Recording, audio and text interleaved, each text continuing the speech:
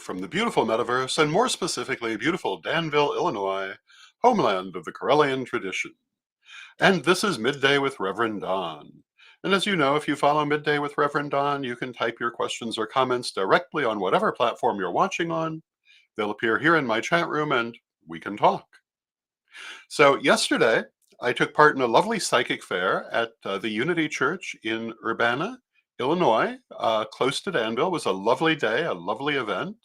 Lovely people, got to meet many new people, and I'd like to say hello to any of those people who may be watching, and particularly to Mark and Dawn, otherwise known as the Eagle and Unicorn, who I got to meet yesterday, and they told me that they regularly watch the midday broadcast. So that certainly made my day, and I hope that that you're having a lovely day today. And my subject for today is based on an article that Sir Edward had published on his page yesterday, I think, on what would we do if society became less friendly to us as pagans and witches. And I wanted to discuss that. I was hoping that people watching may have some comments as well. And I thought I might also bring up some of the comments I've seen. I've seen it on Sir Edward's page. I've seen it. It's gone to a number of places. Excuse me. It's an interesting article, and I think that it's an interesting subject that we are well advised to discuss. But I would also say, and hello to Lynn in the chat room. It's good to see you, Lynn. I'd say we've been discussing this subject as long as I've been discussing anything, because when we come down to it, what the question really is here isn't exactly what we would do if society became less friendly to us, but who are we and what do we want in life? Because the answer to the question, what do we do if society were less friendly, is entirely dependent on how we see ourselves and what we want from life. And as I look at the answers people make to this article, a lot of them seem to be speaking purely from a personal kind of hobbyist point of view. Which I guess if that's where you are is fine. And hello to Tom in the chat room. It's good to see you, Tom. But I mean, to me, it raises the question, are we just a bunch of individuals pursuing individual interests? Or are we, in fact, a community, a society, a culture of our own? I have always felt that I belonged to a distinct subculture. I certainly belong to a distinct religion, which has been here for some time. Um, I definitely belong to a particular society. And when I look at this, and in fact, when I look at all political questions, I look at it from that point of view. It's not just a question of what is comfortable for me, but what is going to be good for the future of that society? What is going to guarantee there is a future for that society? Because if I were just an individual, I could have lived my life very differently. Um,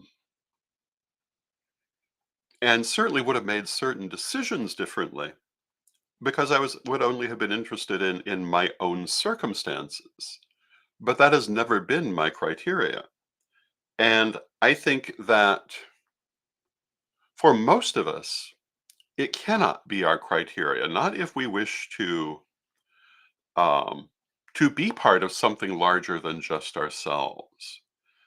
Um, and when you are making your decisions based on the future of a community, they're not always such easy decisions. Sometimes they're difficult, sometimes they're painful, because you have to consider what is going to shore up the foundation and what is not. What is going to allow you to continue to go forward, what is not. When we look at the question, what would we do if society made it less friendly to be pagan or Wiccan or metaphysical in general, because we're all tied together, whether we like it or not. And hello to Janet in the chat room. It's good to see you, Janet. I think we have to bear in mind that not only are we talking about the subculture that we belong to, but a number of interconnected subcultures, some of which might not immediately appear to be affected by the situation, and some of which we might not immediately consider ourselves affected by, but in fact, they all affect each other. Um, when we think of our pagan community, for example, its role in society, the level of acceptance it receives in society is directly related to how other minority groups are treated, whether we want to think of it that way or not. And, I've seen pagans who don't care about how other minority groups are treated or may even be anti certain groups, not realize they're cutting out their own rights while they do it because we're all very connected legally, whether we even wish to be connected or not. The precedents that are brought to restrain one minority community are certainly going to be used on another. And the ways that one minority community are successfully able to resist that can be used by all. Hello to Kazan in the chat room. It's good to see you. I've seen a lot of people whose reaction to this question, what would we do if society were less friendly to us as pagans, is, well, we'd go into the broom closet, um, like we did before. And I've got news for you, that's not going to work. It's not going to work for a number of reasons, including the fact it didn't work all that well in the first place. Um, it could maybe work if you don't live any aspect of what you claim to believe, if you don't show who you are in any way. Um, I'm not sure what the point of living that way would be personally. I think that if the things we believe mean anything to us, the idea that we're all going to be terribly, terribly secret is very foolish. Um, but equally, in the modern era, the idea that that's even possible is relatively foolish. It's also important to remember that when it comes to persecution of religious minorities, and I would say even maybe specifically pagan minorities, it isn't necessarily whether you're actually a pagan that matters. It's whether you are a conformist, whether you are objecting to anything happening in society, it's whether you are um, someone who's not willing to be told everything they need to do to live. I'll remind you that within living memory, we had people who thought it was completely appropriate to legislate people's private love lives in their bedrooms, um, in their marriages, um, who thought that, for example, something like oral sex should be just completely illegal, no matter who you were, and had some success in pursuing this.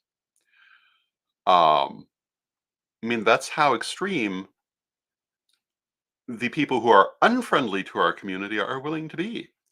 Are we really willing to let them go that far? Because, every step is a step farther. Um, and some of them are trying very hard right now. And yeah, they're not particularly focusing on pagans, but do you think they're not going to? Um, and do you think that the things being brought against, for example, the LGBT community, aren't going to affect our community too? Do you think that these are not things we should be concerned with? Are we going to wait till they're knocking on our door before this is a matter of concern to us? Um, for a lot of our community, the answer is obviously yes. And even then, they don't intend for it to be a matter of concern to them. They think they're just going to keep their door closed and be fine. Um, some of you who are watching this will remember the Satanic Panic. I was publicly Wiccan during the entire Satanic Panic. I was publicly Wiccan before it began. I was publicly Wiccan while it happened. I was publicly Wiccan afterwards. Um, but there were some ridiculous things happening. And it is worth saying that most of the people who experienced actual persecution in that era certainly were not Wiccan. Um, were not even the Satanists they were being accused of being. They were just easy targets. Um, but does that make it better? But it, and even though they were the people bearing the greater brunt of it, the actual metaphysical communities found themselves in positions of a great deal of fear at that time. And that's not a way to live. In case anyone has forgotten about the Satanic Panic, and I recommend you don't because it wasn't very long ago, it was started by a woman who, if I remember correctly, was diagnosed as schizophrenic, making accusations which turned out to be completely false, were obviously false on the face of them, and yet ended up being taken seriously because certain people wanted to take them seriously. If you look at most of the accusations that occurred during the Satanic Panic, large numbers of them could not have been true. I remember, I think it was the McMartin Day School case. Hello to Jeanette in the chat room. One of the accusations was that the staff of this preschool took all of their little students on a jet plane trip to another city where they had a multi-hour orgy and then flew back to the first city. And this was actually brought to court despite the fact that the plane trip alone would have taken longer than the course of the school day. It was not something that could have happened. And yet they went ahead and prosecuted it because it was in the interest of the DA to build her electability. If I remember correctly, her name was Leah DiAugustino. I have never forgotten her name because it was obvious the charge could not be true, but she brought it. Um, there's a lot here, far more than I'm going to get into in the 15 minutes I have left. But when we talk about society becoming less friendly to us, we need to remember that it wasn't very long ago that we had this experience. And yes, it didn't go to the worst extremes, and in many ways, it never actually physically impacted most of our community, but it did lead to a situation. What was it? The Memphis Three, I believe they were called. There was a group of young teenagers who were involved in Wicca who found themselves accused of horrible crimes, which once again, there were all sorts of all sorts of evidence that they could not have been the people who did it, but they still found themselves charged with it because of what people believed um, about the movement they were part of, and the fact that they were not all that deep into the actual community. These are things that we need to be mindful of. And if we sit back and just allow the forces that would like to see us gone to take the actions necessary to do that, well, we can't complain if they later do it. Um, and we're watching them do it now. I've talked about this many times in my career, and I've often gotten a lot of pushback from this community who don't seem to want to hear it. But look at what's happening in the world and think back 20 years, and don't tell me it can't happen.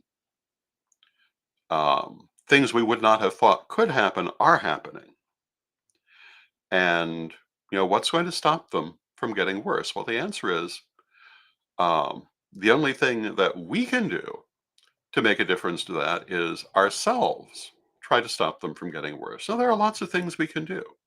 One of them is to stand up for the things we believe in. Another is to take control of our own image, which I talk about a lot, and show people who we really are. rather than allowing ourselves to be portrayed by others. Another is to have an interest in politics and pay some attention to what's happening um, from a point of view centered on our own religion and its needs. I find a lot of people in our community seem to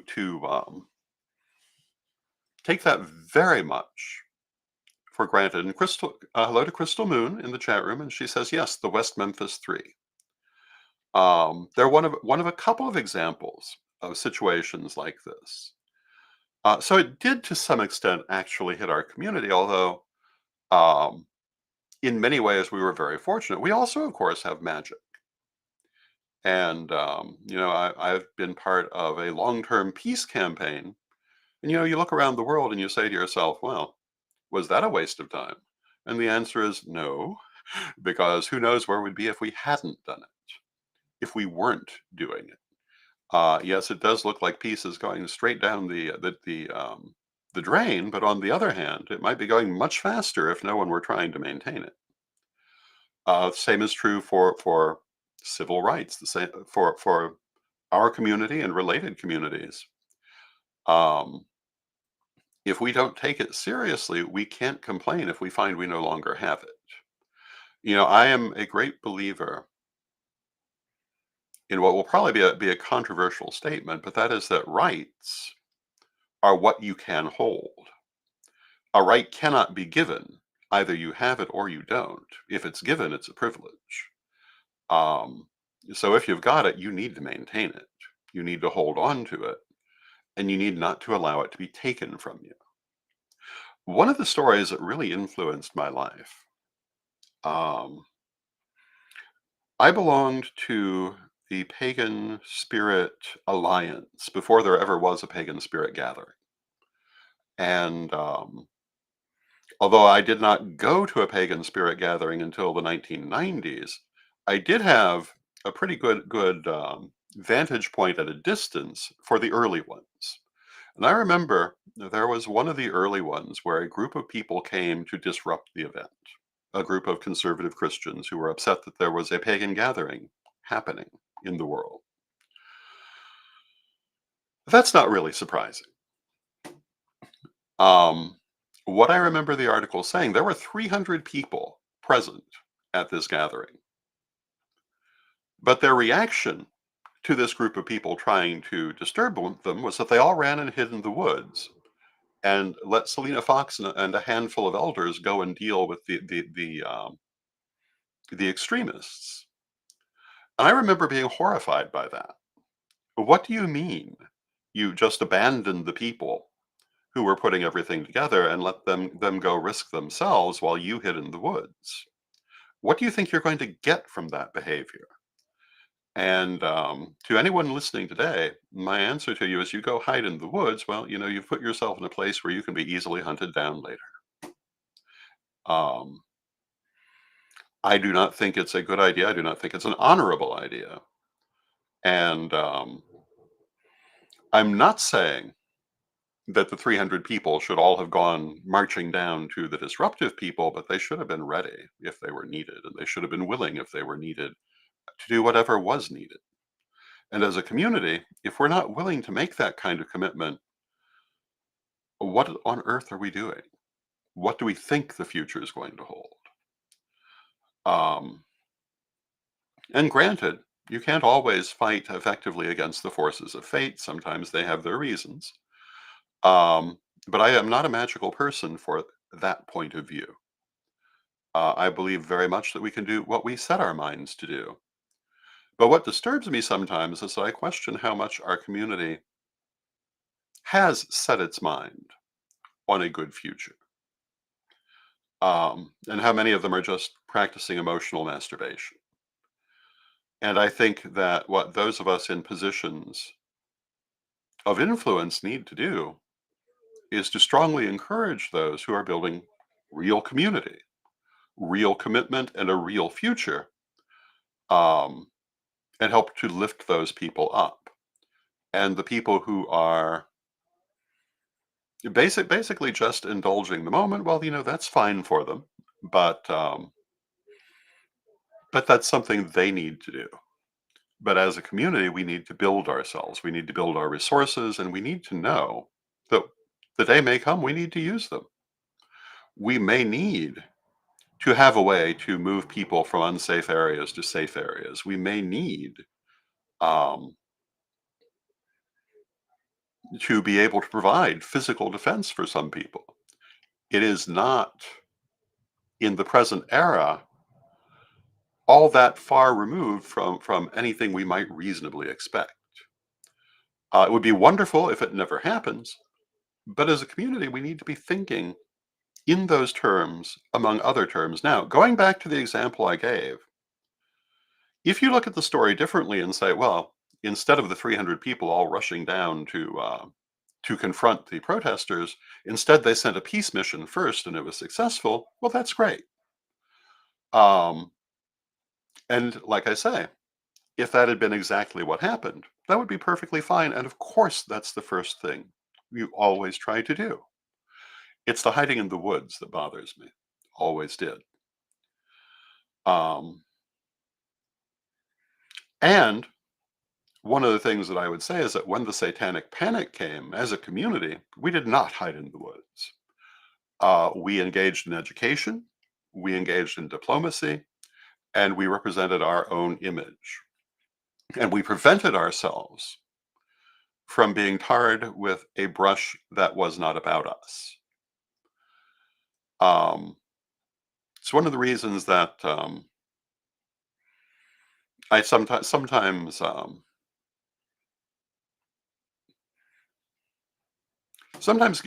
sometimes get frustrated when people tend to blur our messages on who we are, because it's important that we be clear on who we are um, if we want to be reacted to as who we are. I talk extensively about controlling our own image. And now that we have all these media resources so easily at hand, we need to do that. Um, if we hide in the woods, we have no one to blame if we find ourselves alone later. And of course, there's the very famous poem by I believe his name was Nylander. He was a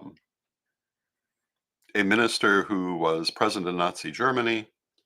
And he wrote the famous poem, when they came for the communists, I did nothing. When they came for the Jews, I did nothing. Um, when they came for a whole bunch of people, I did nothing. When they came for me, there was nobody to do anything. Um, that is very much something to pay attention to. You cannot wait till the last minute and think you're going to mount a defense. We need to be looking, not that we are in a um, a position where we must defend ourselves now, but that we could be, and that we wish to avoid that. How do we avoid it? We avoid it by now using the many peaceful means we have: diplomacy, publicity, um, media, just getting to know people. The very worst thing we could do is go hide in the woods. The worst thing we could do is go hide in the closet, um, because that will cause people not to know who we are. And if they don't know who they are, they're going to fantasize about who they are. And hello to Ravenwolf in the chat room. How are you, Ravenwolf? Um, so these are some of my thoughts on where I think we should be. But I've been saying them for more than a quarter century now. And I remember when Sarah Palin was running for vice president. And for those of you who don't remember, she completely completely supported the idea of African witch hunts. Um, was very religiously conservative, was the worst thing we could ever ask to have in office as a community. Had nothing to do with her party, had to do with her religious beliefs, had to do with the religious people backing her who were very public. And yet I had pagans tell me, well, they were going to vote for her because they liked her. She's being blessed by active witch hunters in this country, and you're going to vote for her? What kind of fucking idiot are you? If you'll pardon my language. But that was exactly the case, because if you're going to vote for someone who's going to eliminate you, you're an idiot. Um, Today, I don't think anyone remembers that about her. Um, but that's true for a lot of people running an office right now who come from certain backgrounds. Um, they have backing from religious figures who have no um, respect for our community, even for its mere existence. And we need to remember that and not pretend it isn't so. Hello to Elvira in the chat room. Um, and I realize that the people who probably ought to listen to me are not going to, but when it's time to vote, as a member of a minority community, the thing that should matter most to you is what standing your community is going to have in an administration handled by the person you're voting for. Um, are you going to still have rights? And one of the things, one of the books that I might still have from my library, I might not. It was called Mask of the Swastika. It was written after the Second World War. It was written by a Jewish gentleman who had been a child in the interwar years, and his family had escaped Germany. And after the war, he went back to Germany to speak to some of the people he had known before the war and just see what their experiences had been and how they felt about it all after the fact. Um, and there were some fascinating stories. One of the stories was about a woman described as the Baroness Musselein von Westerode, which was not her real name. Um, but she had tried to educate people about some of the things the Nazis were very clearly planning to do because they said it, and she couldn't convince anyone. They kept saying, well, that could never happen here. We can go ahead and elect them with confidence because, I mean, this is just propaganda. They're not really going to do it. And hello to Joshua in the chat room. Hello to George in the chat room. Um, and this defines something that you hear a lot from pre-Nazi Germany. A lot of people thought that Hitler and the Nazis were just talking, that it was just propaganda, that they didn't really intend to do any of it. Well, there's a saying that people will tell you who they are, and you do well to listen. When people tell you that their goal is to eliminate you and your community, you should listen to them. Because there's no reason to think that this is just hyperbole. Um, and Joshua says, um, Joshua compares it to Highlander, the idea that there can be only one in the end, that certain movements have that attitude that there's only room for them. And we need to be mindful of that because we're not them for the most part. And we need to make sure that the world continues to have room for us, and we won't do it by going into a closet. We won't do it by hiding in the woods. Um, we will do it by continuing to stand for a free society and doing so to the best of our ability. But we need to realize that these are real things. And George says, this has been a very enlightening chat today. You know, for the most part, pagans at present are in a very good position. Because of that, a lot of them tend to forget things like the Satanic Panic. And, the people I was talking to about Sarah Palin a few years ago, they weren't worried because they couldn't remember having ever really faced serious discrimination. But the truth is, you don't have to think back that far. I first became publicly pagan in like 1976. I was 13 years old and had no particular problems from it. But I don't know that that was particularly common. Um, so when the satanic panic happened, I was rather surprised by it, rather shocked by it. I wouldn't be shocked to see it come again. I would not be shocked by it ever again because I saw how easily it could happen and how people were willing to embrace it, even though it was obviously false.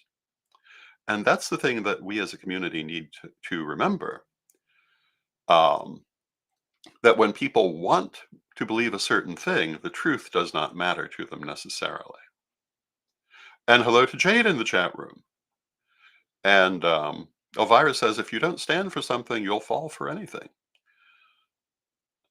I think that in the end is what I'm saying, that whether or not society becomes less friendly to us as pagans or Wiccans, we must remember that it could, and we must stand for the things we believe in. And if we don't, we can't really complain if things go badly. If we hide in the woods, alone among some trees, we can't be surprised if, when we need help, we are simply alone. We need to stand together.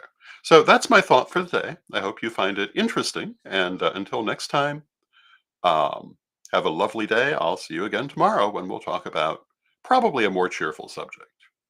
So, with that, let us close with our prayer as we always do. Divine Mother Goddess, Divine Father God, beloved ancestors, we ask you to help us to be mindful of the things that are important in our lives. Help us to be mindful of the importance of our community and our interactions with others, and the importance of standing up for ourselves and our loved ones, and not allowing ourselves to be badly used. Beloved Mother Goddess, beloved Father God, beloved ancestors, we thank you for this and all that you do in our lives, and knowing you are always with us, but from respect, we thank you for your presence, and may you be blessed now and always. And I thank you for your presence, and may you be blessed now and always. And again, I will see you